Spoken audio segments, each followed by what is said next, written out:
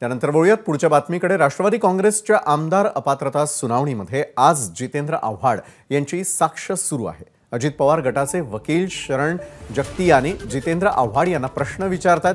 राष्ट्रवादी काँग्रेस पक्षांतर्गत निवडणुकीचे पुरावे कपाटापासून गायब झाले अशी साक्ष आव्हाडांनी दिलेली आहे। हे गोपनीय कागदपत्र कपाटात होते आणि त्याची जबाबदारी दोघांवर होती।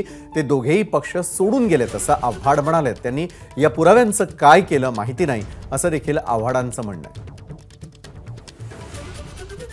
राष्ट्रवादी आमदार अपात्रता प्रकरणासंदर्भामध्ये राष्ट्रवादी पक्षांतर्गत निवडणुकीचे पुरावे कपाटातून गायब झाल्याचं खुद्द जितेंद्र आव्हाडांनी म्हटलेलं आहे। पुराव्यांची जबाबदारी खरं तर दोन व्यक्तींवर होती, मात्र दोन्ही देखील आता पक्षामध्ये नसल्याचं त्यांचं म्हणणं आहे। या क्षणाची मोठी बातमी। राष्ट्रवादी काँग्रेसच्या आमदार अपात्रता सुनावणीमध्ये आज जितेंद्र आव्हाड यांची साक्ष सुरू आहे।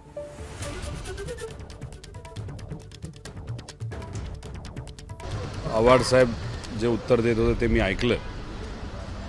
खरं तर या टोटल प्रक्रियेमध्ये मी स्वतः नसल्यामुळे आणि याच्यावर आता हिअरिंग होत असल्यामुळे मला असं वाटतं की इथं या हिअरिंगबद्दल आणि चर्चेबद्दल कुठेही काय बोलणं योग्य ठरणार नाही, म्हणून आता तरी मी याच्यावर कॉमेंट नाही करू शकणार। एबीपी माझा, उघडा डोळे बघा नीट।